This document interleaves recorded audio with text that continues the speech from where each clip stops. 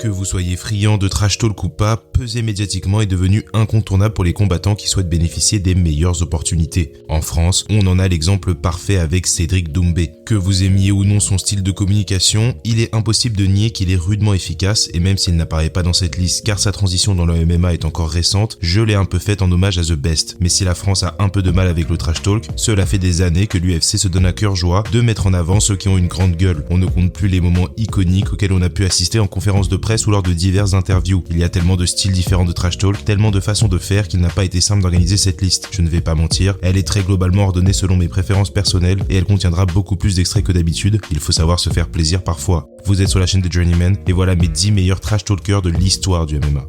Numéro 10, Daniel Cormier. Ce n'est pas un hasard que Daniel Cormier se soit retrouvé derrière un micro une fois qu'il a rangé ses gants. Comme vous pouvez l'imaginer, plusieurs de ses nouveaux collègues figurent plus haut dans la liste, mais Daniel mérite tout à fait sa place dans le classement, ne serait-ce que pour cette pépite. I asked to fight you. They said, Daniel, what do you want? I said, I want the easiest fight in the division. I want Ryan Bader.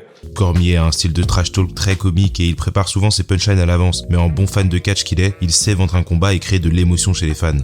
John Jones, you can't run away from me forever. I'm the kid at the wrestling tournament that is always in your bracket. No matter where you go, boy, I'm coming. Mais même dans un moment de tension, l'ancien lutteur olympique s'est usé de son verbe comme lors de son altercation avec Brock Lesnar après l'UFC 226. Push me now, you go to sleep later. Même lors de sa rivalité avec John Jones, il a maintenu un certain degré d'humour et de répartie qui ont grandement aidé à apaiser certains des moments très tendus de leur rivalité. You're like a crackhead with a suit on. I could look like a crackhead with a suit on, but I've never been a crackhead like you, though.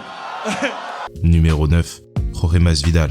Avec Gamebred, on change un peu de style de communication, beaucoup plus calme et posé dans la façon avec laquelle il s'exprime. Masvidal utilise le décalage entre le ton de sa voix et la violence de ses propos pour attirer l'attention de la foule. Yeah, a lot of people said, you included, I think, that what I did to Ben was a little uncalled for.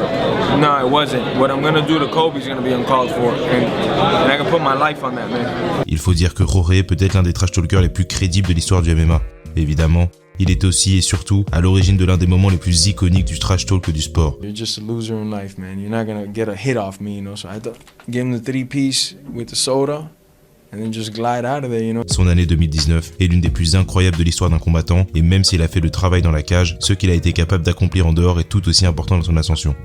Numéro 8, Nick et Nate Diaz. Les frères Diaz sont un cas curieux car je ne pense pas qu'ils qualifieraient ce qu'ils font de trash talk. En réalité, ils disent simplement ce qui leur passe par la tête et parfois, cela prend une forme hilarante sans qu'ils ne s'en rendent compte. You're playing touch butt with that dork in the park, the ponytail. And I'm the one who ain't got no training partner? I don't think so. You seem to have it all figured out when you're fighting midgets. Comme Jorge, ils sont tous les deux extrêmement crédibles mais un peu plus émotifs, en particulier Nick qui s'est toujours exprimé avec beaucoup de colère. And I go out there with a bad attitude, pissed off because they're smiling at me. I'm like, this is my life, this is my job, this is how I have to, bring home the bread or whatever.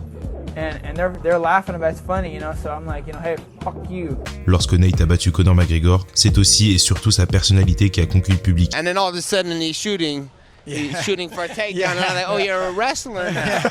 Nick et Nate disent toujours les choses comme ils les perçoivent et dans un milieu avec autant de non-dits, cela leur a causé pas mal de problèmes. I know all the fighters, and they're all on steroids. Everybody's on steroids. The whole UFC, everybody. Cela étant dit, c'est également ce style sans concession qui a fait d'eux des véritables stars. Numéro 7, Ben Askren. C'est toujours aussi étrange de regarder le trash talk de Ben Askren en sachant comment s'est achevé sa carrière. Certes, Jorge Masvidal et Jake Paul ont brutalement embarrassé Askren, mais si vous le suiviez sur les réseaux sociaux lors de son arrivée à l'UFC, vous savez à quel point il était brillant. Once upon a time in Milwaukee, a young Kevin Lee showed up at Duke Rufus gym. Yes. And Duke said, hey, there's this young kid, can you work out with them? And it was just too easy to take him down. I started feeling really guilty about it. Son style accompagne un petit peu son esthétique physique. Ben Askren a une tête à claque, il le sait et il en joue. Okay, so can you imagine like a 75-year-old Dana sitting there? Do you smoke cigars, drink whiskey? You do something probably, right? No. Hey, okay, well imagine you're smoking a cigar, sitting in your porch 75 thinking, you remember when those guys thought Askren was going to come here and then I got his ass kicked 3 times? Sa rivalité sympathique avec Dana White était un super fil rouge et si les choses s'étaient mieux passées dans la cage pour lui, on aurait sûrement eu droit à un peu plus de moments légendaires. Numéro 6, Quinton Jackson. Rampage est marrant. So one thing I eat wet. It's my cereal. Certaines personnes ont un sens de l'humour naturel et il en fait partie, ou du moins, il en fait partie par moments, parce que quand Quinton décide d'être sérieux, son attitude change du tout au tout et il a une faculté à mettre la pression qui a même fait dérailler John Jones.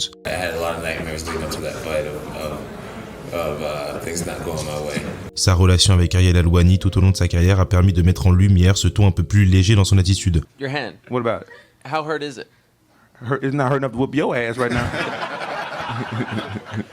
Par moments, il y a quelque chose de simplement bestial chez Rampage et il a une propension à faire monter la pression jusqu'au moment d'ébullition. I'm supposed to be scared of you, titties? You really think I'm supposed to be scared of you? I think you think I'm supposed to be scared of you. You walk up on me again, though, your ass gonna be in my trouble. Trust me. Je ne dirais pas que Rampage a un trouble de la personnalité, mais il a une faculté presque inquiétante de changer complètement d'attitude en une fraction de seconde. Numéro 5, Michael Bisping. Avec Michael Bisping, on rentre dans le très haut niveau du trash talk. Lorsqu'on pense à Bisping, sa destruction verbale de Luke Rockhold avant et après leur deuxième combat nous vient immédiatement à l'esprit. If you believe in something, if you know something is going to happen, if you're confident in that situation, you will achieve things in life. That's how you overcome things. That's how you put yourself out there. You believe it and you achieve it. And that's what I do. I know what I'm going to do.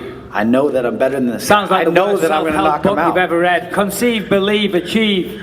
Shut the fuck up. You just said I can't compete with you. I just knocked you out in the first round. Cold. Have you seen that replay, buddy? Your head was bouncing around like a pinball machine. I watched it.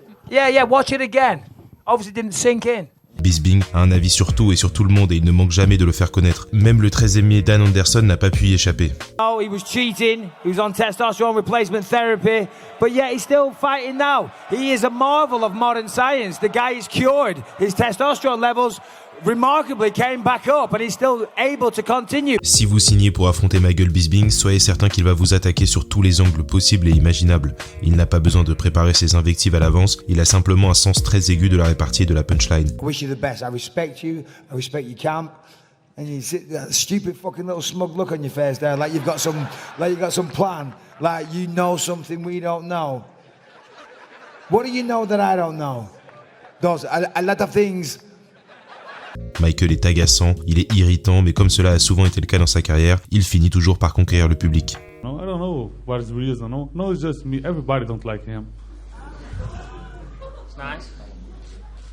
Fortunately, I couldn't give a Numéro 4.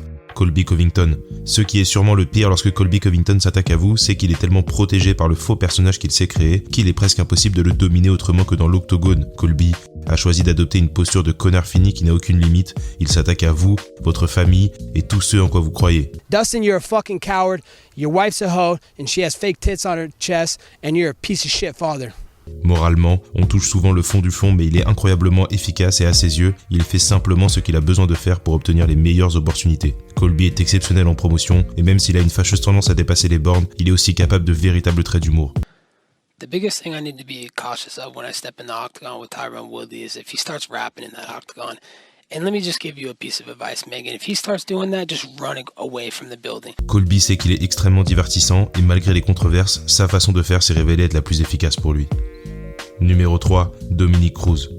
Dominick Cruz est probablement le trash talker le plus sous-coté de l'histoire du MMA. Lorsqu'il parle, il a une aura de confiance qui n'accompagne que ceux qui ont été les meilleurs du monde pendant une décennie. Alright, man, I'm done talking to you. You can't be done talking to me. You're right here facing me, dummy. En plus d'être un combattant exceptionnel, Dominick Cruz est un fin analyste et lors des face-à-face, il a développé un don exceptionnel pour donner l'impression que son adversaire est complètement stupide. He's gonna miss a lot. That's what's gonna happen, just like everybody else I fight. He can try to be as tough and as strong as he thinks he is, but he'll miss. And Watch our fights, dude. I've never missed. You miss a lot, man. Landing it under 30% of anything you throw and throwing minimal strikes, one at a time, not combinations, not moving forward. You survived that fight by moving backwards. Survive? Take a step forward, man. S'il y a un sujet qui vous irrite, soyez sûr que Cruz le saura et qu'il s'y accrochera pour vous faire perdre les pédales.